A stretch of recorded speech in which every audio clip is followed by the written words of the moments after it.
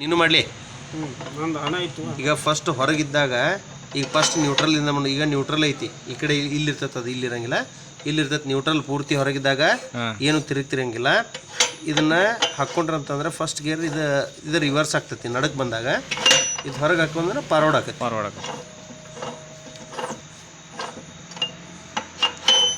ಇದು ಅಕಸ್ಮಾತ್ ಕಸ್ಟಮರ್ ನಿಮ್ಮ ಗೇರ್ ಏನಾರ ಹಿಂಗೆ ಹಾಕ್ತಿರ್ತಾರಲ್ಲ, ಹಾಕೋ ಟೈಮ್ನಾಗ ಗೇರ್ ಬೀಳಿಲ್ಲಿವ ಅಂತಂತಂದ್ರೆ ನೋಡ್ಕೋಬೇಕಾಗಿದ್ದು ಗೇರ್ ಬಾಕ್ಸ್ ಓಪನ್ ಮಾಡಿ ಇಲ್ಲೊಂದು ನಟ್ ಐತಿ, ನಟ್ ಲೂಸ್ ಮಾಡ್ಕೋಬೇಕು.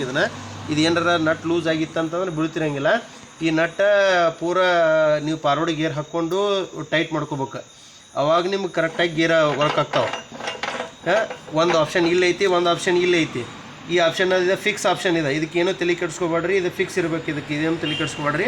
ನಾವು ಯಾವಾಗಾರ ಗೇರ್ ಹಾಕ್ಬೇಕಾದ್ರೆ ಈ ಗೇರ್ ದಂಡ ಹಾಕ್ತಿರ್ತವಲ್ಲ, ಇದು ನ್ಯೂಟ್ರಲ್ ಫಾರ್ವರ್ಡ್ ಬೀಳ್ತಿರ್ತೈತಿ. ಇದು ಲೂಸ್ ಯಾಕೆ ಇರ್ಬೇಕಂತಂದ್ರೆ ಇಲ್ಲಿ ಕರೆಕ್ಟ್ ಇದ್ರೆ ಲೂಸ್ ಇರ್ತೈತಿ. ಇದು ಕರೆಕ್ಟ್ ಗೇರ್ ಬಿತ್ತಂತಂದ್ರೆ ಇದು ಒಂದೇ ಗೇರ್ ಇದೆ, ಇದು ರಿವರ್ಸ್ ಫಾರ್ವರ್ಡ್ ಗೇರ್. ನೆಕ್ಸ್ಟ್ ಬಿತ್ತಂತಂದ್ರೆ ಇದು ರಿವರ್ಸ್ ಗೇರ್, ನೆಕ್ಸ್ಟ್ ಈಚ್ ಕಡೆ ಹೊಡೆದ್ರೆ ಇದು ನ್ಯೂಟ್ರಲ್ ಗೇರ್.